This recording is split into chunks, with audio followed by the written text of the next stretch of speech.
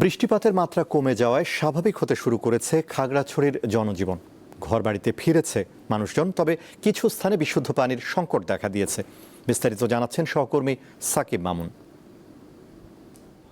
খাগড়াছড়িতে টানা 6 দিনের বৃষ্টি এবং উজান থেকে নেমে আসা পাহাড়ি ডলে যে নিম্নাঞ্চল প্লাবিত হয়েছে, তার মধ্যে চেঙ্গি নদীর পানি অনেকটাই কমতে শুরু করেছে।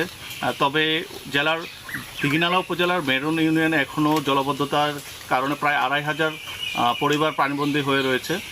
সেখানে পানিবন্দীদের মাঝে ত্রাণ সহায়তা দিচ্ছেন স্থানীয় প্রশাসন, খাবার এবং রান্না করা খাবার বিতরণ করছেন। সকাল থেকে বৃষ্টিপাতের পরিমাণ অনেকটা কমে যাওয়ায় খাগড়াছড়ির অনেক এলাকায় এখন জনজীবন স্বাভাবিক হচ্ছে এবং কিছু সড়কের পানি কমে যাওয়ায় যান চলাচল স্বাভাবিক হচ্ছে।